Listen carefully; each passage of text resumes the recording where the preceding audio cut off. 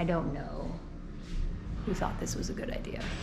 But if you broke one, you'd never know. Hi friends, welcome back to my channel. As you can probably tell by the title, this very responsible, totally adult grown-up just purchased a house, my first one, in Mexico. And I wanna make a video and show you guys the new digs. So normally I like to make videos that are like sharing some kind of best practices of some wisdom I have. This isn't gonna be one of those videos. Side note on that, I try really hard not to contribute to the online culture of look at me, look at all my new stuff. My whole goal with social media is like to get ideas and to get inspired. So I hope this doesn't read as a humble brag. I just wanna provide some context for all of the home renovation videos I'm probably gonna dive into making. Because the next step after marriage and babies is homeownership, right? Am I an adult yet? Anyway, sit back, learn nothing, and come look at the terrifying responsibility we just took on.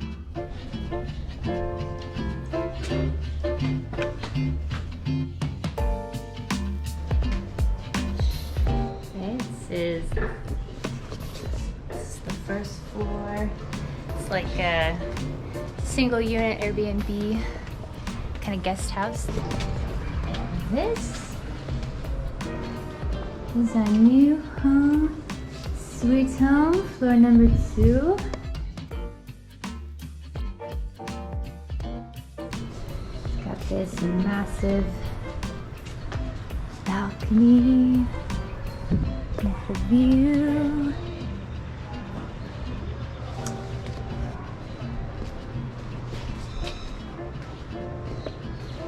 Kitchen, which we need to completely remodel. Very small guest bedroom, which is Ezra's nursery. Hi. Interrupting the tour for a little Q&A. First of all, why buy a house? I thought being nomadic was like your whole deal. So we're still gonna travel 9 months out of the year. We bought a place that could serve as a vacation rental for the rest of the year. So don't worry, we'll still have plenty of content about parenting life on hard mode. And much bigger master bedroom. Ensuite bathroom with a lot of tiles. So many tiles. And lots of tiles in the bathroom. And it's just lots of cute stuff along the way. It's got like these enclosed bookcases. Yeah, I don't know. Normally I don't like this kind of architecture style at all, and we're gonna still mute it down and make it a lot more minimalist, but we're gonna try to go with the vibe of the place at least a little. Oh, I forgot to show you the other part. And then let's go walk up the rooftop balcony. Nice little palapa.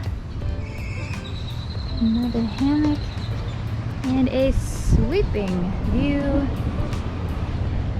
of Sayulita, and there, my friends, is the ocean. Second question, what made us pick Sayulita? First and foremost, I absolutely obsessively love this town. Every time we come back, and we've been back 4 or 5 times now, it just feels like, I'm home. I love the community, and also once you fall in love with surfing, you can't stay inland for too long. And second, we wanted a place with seasonality. Sayulita summers are kind of rainy and wet, and the surf's really flat, and so it gives us an incentive to like keep up with the endless summer dream and traveling. And also, since Ezra has 2 passports, it requires us to balance between Europe and the Americas, lest the grandparents get very restless. And third, Sayulita is in this very small intersection between like adorable small tropical beach towns that have some infrastructure but are still pretty like sleepy and have direct flights to the US. After coming back from checking out Costa Rica a few months ago, which took us 18 hours door to door, Mexico, and especially Sayulita being so close to Puerto Vallarta, just makes it easy for us that have to like travel back and forth with a toddler. And again, a ton of deck space up here. We could build another floor, another bedroom, put a swimming pool up here. That's what we're doing the inspection for today, is to see what the possibilities are. But yeah, this kind of terrifies me a little. Like stairs, you know, toddler death traps and whatnot. The designers of this house truly wanted to live like half outdoors most of the time. And I think people that are doing it for vacation rentals will appreciate that too. Just that there's not a ton of space inside, and you really spend a lot of your downtime outside, which I think is really cool. Another question you might be wondering, how hard is it to buy real estate in a foreign country?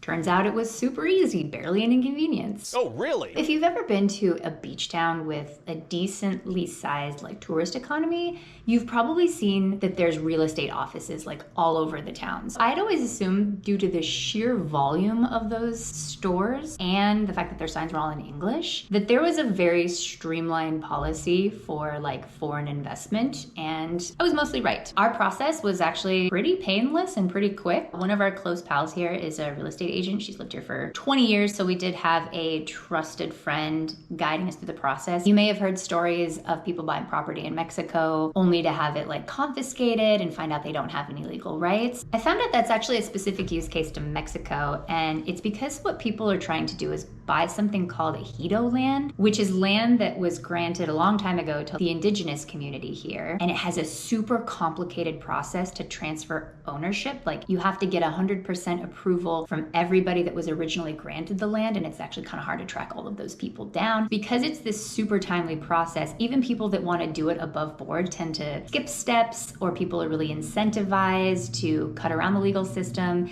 And so 10 years from now, if somebody wants that land back, you may not have quite the legal standing you thought you did. And people don't actually understand fully what they're getting into, and that some things that seem too good to be true probably are, especially for beachfront. Speaking of beachfront, you may have heard of a Mexican law that says that foreigners can't own property within 50 kilometers of the coastline. And that is true. But back in the 90s, the government essentially created a workaround because they wanted to encourage foreign investment that basically lets you use a bank trust to purchase property. So that's what we did, and it was actually incredibly straightforward. All of our contracts have been bilingual. We also paid in cash, so we didn't have to go through the loan process, which is probably a significant chunk of what makes buying a house complicated. But if you're curious, by the way, you can actually get a loan as a foreigner in Mexico. There's a couple of Mexican banks that kind of just started doing this. I can't speak to how streamlined those processes are because it's a very small number of banks that'll do it, but it is possible. Also, we were able to do the closing process remotely. That's another thing that can make buying property in a foreign country complicated, and we just gave our realtor power of attorney so that she could sign docs for us, and we were able to do it while we were in Europe. So if you're getting a little lost as I'm taking you around, don't worry, it's a very windy space. This is like an outdoor walkway that goes into the first floor that has weird, cute little inlets and an outdoor shower. Let's push this way. This is a one-bedroom apartment. It's got its own kitchen with... Don't even ask me about the tiles. I don't know who thought this was a good idea. But if you broke one, you'd never know. So it's got this really big kitchen, little dining area, a like bed kind of couch living area with, I really like these steps, they're so cute, that go out to the patio. And then another interesting architectural design is this closet, which has a shower on one end and then a bathroom on the other. No sink. The sink is outside. It's odd. And it's completely its own space, so gotta figure out what we can do here. And then the balcony, and the one bedroom, and then with its like 3 different ways to get into the place. And then stairs that go up to the second bedroom. So that's our new house. I'm very excited. I hope you enjoyed this. See you guys in the next video.